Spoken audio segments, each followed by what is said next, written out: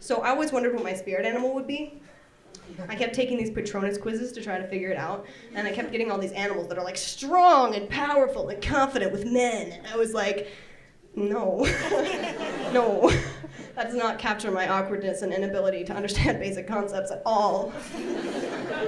And so I was walking to class one day, and in my front yard, I saw this group of quails, and I was like, hey, that's pretty cool. I've never seen quails in real life before. So I walked up to them to get a closer look, and they all like shuffled around awkwardly, obviously in an attempt to avoid me without offending me. Slightly offended, I moved in a little closer, and so they started to walk away. And so I walked a little faster, and so they walked a little faster, and so I walked a little faster, and these quails were like speed walking away from me, looking over their shoulders like, man, I wish there was a more efficient way to do this! And it is really too bad that nature hasn't given them a mechanism to deal with that kind of scenario. Like, I don't know, maybe if they could burrow in the ground or something.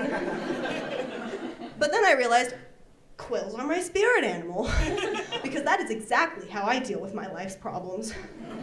If somebody who's interested in me gets a little too close, I'll like shuffle around awkwardly in an attempt to avoid them without offending them.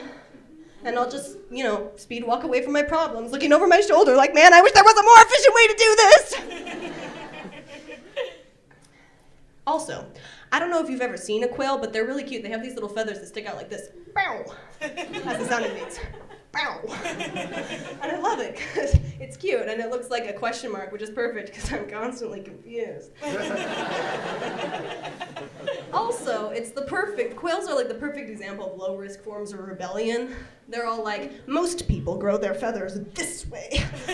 I'm gonna grow my feathers that way. That'll show them. Which is exactly how I am. For example, next to my apartment building, there is an abandoned house.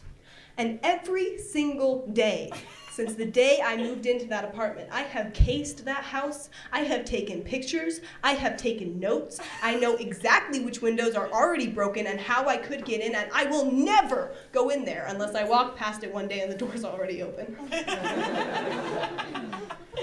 But I want to. Anyway, the point is, you should limit your cathartic experiences to 10 minutes or less, or you're probably going to be late for class. Anyway, that's my time. Thanks, guys.